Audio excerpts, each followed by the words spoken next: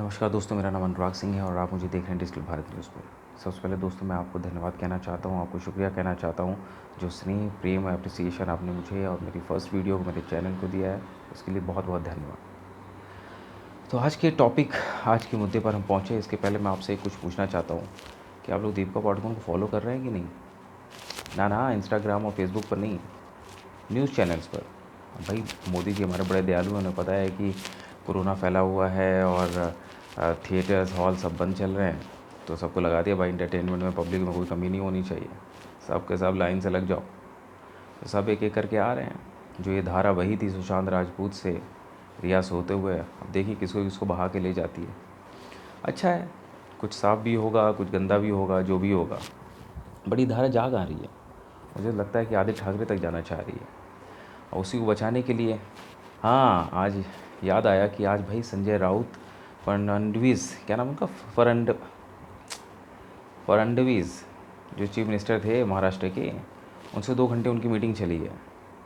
अब भाई बेटे को बचाने के लिए सरकार कांग्रेस से तोड़ के, एनसीपी से तोड़ करके, बीजेपी से इतना बड़ा बलिदान तो दे ही सकते हैं हमारे शिवसेना के चीफ मिनिस्टर उद्धव ठाकरे। अब देखिए क्या होता है। सियासी गर्मी चल रही है, सियासी उठक पटक चालू है देश में। हाँ, सियासी उठक पटक से याद आया, सियासी गर्मी, सियासी पारे से याद आया कि बिहार में इलेक्शंस आने वाले हैं। विधानसभा इलेक्शन स्टार्ट हो रहे हैं। सबसे पहले विधानसभा बिहार के होने हैं, उसके बाद फिर शायद एमपी में होंगे, जहाँ पे बीजेपी ने कांग्रेस का किला ढाया था 23 सीटों पर। वहाँ पे री इलेक्शंस होते हैं, क्या होता है। तो आज का मुद्दा दोस्तों है बिहार का इलेक्शंस, बिहार का विधानसभा इलेक्शन। बिहार में 243 विधानसभा सीटें हैं, जहाँ पर सरकार बनाने के लिए 163 सीट चाहिए। और बिहार के इलेक्शंस के बारे में जब भी मैं सोचता हूँ दोस्तों, तो मुझे ना होली और दिवाली एक साथ दिखती है। कैसे? वो क्या है कि इलेक्शन से पहले गोली चलती है और इलेक्शन जो जीतता है उसके बाद वो गुलाल उड़ाता है। तो ऐसा कॉम्बिनेशन विरले ही देखने को मिलता है किसी भी स्टेट में। खैर, बिहार की राजनीति जो है बहुत ही स्पेशल है, बहुत ही अलग है, इतना आसान नहीं है उसे समझना। तो बिहार की राजनीति समझने के लिए हम थोड़ा पीछे चलते हैं, थोड़ा सा फ्लैशबैक में लालू जी के ज़माने में चलते हैं। लालू जी सबसे पहले 1990 में जनता दल से लड़कर विधायक बने। उसके पहले वो 1977 में, उसके पहले वो सांसद बन चुके हैं, सबसे यंगेस्ट मेंबर ऑफ पार्लियामेंट रह चुके हैं वो। तो 1990 में जब वो चीफ मिनिस्टर बने, 1990 से लेकर के 1997 तक वो चीफ मिनिस्टर बने रहे। 1997 में उनके ऊपर चारा घोटाला, पाउडर स्कैम का इल्ज़ाम लगा, उसके चक्कर में उनको जेल हुई, उनको त्यागपत्र देना पड़ा। फिर उन्होंने क्या किया, जनता दल यूनाइटेड से अलग होकर के उन्होंने राष्ट्रीय जनता दल यूनाइटेड बना लिया और उन्होंने अपनी जगह राबड़ी देवी को चीफ मिनिस्टर बना दिया। राबड़ी देवी 1997 से लेकर के 2005 तक चीफ मिनिस्टर रहीं। बीच में 2001 में हमारे नीतीश जी, जो आज के सीएम हैं, चीफ मिनिस्टर हैं बिहार के, 2001 में जब वाजपेयी जी की सरकार थी एनडीए की केंद्र में, तो केंद्र के साथ मिल करके उन्होंने बिहार में इलेक्शन लड़ा। उस टाइम पे उनकी पार्टी का नाम जेडीयू नहीं था, उनकी पार्टी का नाम था समता पार्टी। जॉर्ज फर्नांडिस के साथ मिलकर उन्होंने समता पार्टी बनाई थी और एनडीए के साथ मिल करके, बीजेपी के साथ मिल करके बिहार में वो लड़े। लेकिन आरजेडी या फिर एनडीए कोई भी 163 के आंकड़े को टच नहीं कर पाई। लेकिन केंद्र में सरकार थी बीजेपी की और राज्यपाल केंद्र के अधीन होता है, तो शपथ ग्रहण चीफ मिनिस्टर का उन्होंने दावा ठोक दिया कि भाई हम सरकार बनाएंगे, हमें असेंबली में प्रूव करने का मौका दिया जाए। लेकिन वो प्रूव नहीं कर पाए और 7 दिन के भीतर सरकार उनकी गिर गई। फिर उठापटक करके आरजेडी ने सरकार बनाई और 2005 तक वो सरकार चली।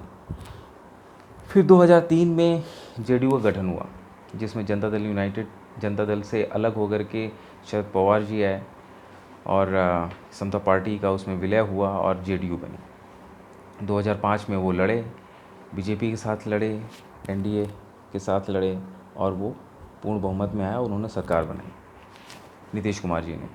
और 2005 से लेकर के आज तक नीतीश कुमार जी कुर्सी पे बैठे हुए हैं। बीच में 2014 में एक आंधी आई थी मोदी जी की, और मोदी जी की आंधी में बड़े बड़े सूरमार उड़ गए थे, उसमें से नीतीश कुमार जी भी थे। लोकसभा सीट में बिहार में जेडीयू ने सिर्फ 2 सीटें पाई थी उसके बाद नीतीश कुमार जी ने अपने चीफ मिनिस्टर पोस्ट से रिज़ाइन दे दिया और वो पता नहीं कहाँ चले गए, घर जा चले गए, वनवास चले गए, भगवान जाने। उसके बाद मांझी जी की लह गई। मांझी जी जो है चीफ मिनिस्टर बन गए 265 दिन के लिए। और उसके बाद 2015 में जब इलेक्शन हुआ दोबारा, तो नीतीश जी ने ठाना कि जब बीजेपी ने, जब एनडीए में ये हुआ कि बीजेपी ने कहा कि भाई हम तुम्हें इतनी सीट दे सकते हैं, तो जेडीयू ने कहा नहीं भाई, हमें इतनी सीट चाहिए, अगर आप दे सकते हो तो बताओ, नहीं तो हम अकेले लड़ेंगे। तो बीजेपी ने भाई सोचा कि हाँ, मोदी जी की आंधी है, बड़े बड़े सूरमा उड़ गए, ये भी उड़ चुके हैं, एक बार और उड़ जाएंगे, क्या दिक्कत है। तो नीतीश जी ने सोचा कि अब क्या किया जाए, तो उन्होंने अपने सबसे बड़े प्रतिद्वंदी आरजेडी, उनसे गठबंधन कर लिया, महागठबंधन किया, जिसमें कांग्रेस, आरजेडी, जेडीयू और एक दो छोटी कंपनियां जो हैं वो मिल करके इलेक्शन लड़े। और ताबड़तोड़ रैलियाँ हुई, मोदी जी ने रैलियाँ की, मोदी जी ने ढह धमाका, जो गालियाँ जो दोनों तरफ से चली हैं, नीतीश कुमार ने काउंटर किया, अग्रेसिव रहे, ताबड़तोड़ दोनों पक्ष से।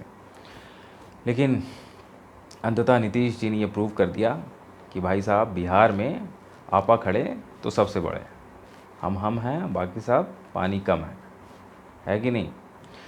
तो आरजेडी और जेडीयू ने मिल करके सरकार तो बना ली, लेकिन सरकार ज़्यादा दिन तक चल नहीं पाई। चल क्यों नहीं पाई? क्योंकि लालू जी तो जेल में आराम कर रहे थे। उनके जो दो बेटे थे वो अपने चाचा नीतीश को बड़ा परेशान कर रहे थे। नीतीश ने कहा यार, ये तो बड़ा ही परेशान कर दिया है।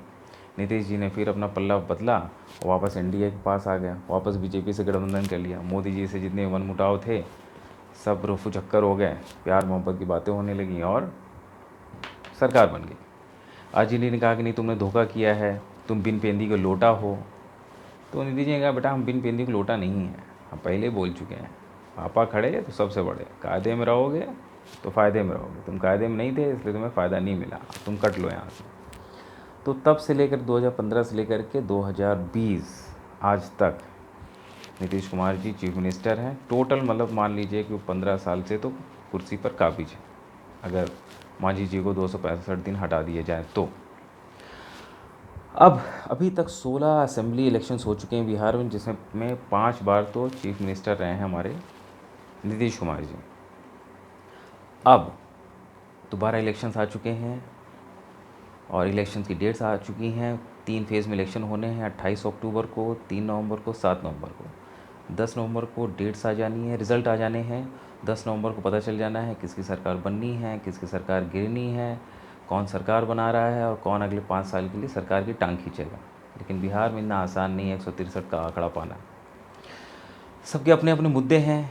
नीतीश जी यही कहते हैं कि याद करो गुंडा राज, वो किडनैपिंग, वो फिरौती, वो मर्डर, वो रेप, वो चोरी, वो डकैती, सब कुछ याद करो और वही याद करके तुम मुझे वोट दो, क्योंकि मैंने तुम्हें उससे छुटकारा दिलाया। तुम अगर दोबारा आरजेडी को दिलाना चाहते हो तो अपने हाथ में तुम्हारा भविष्य है।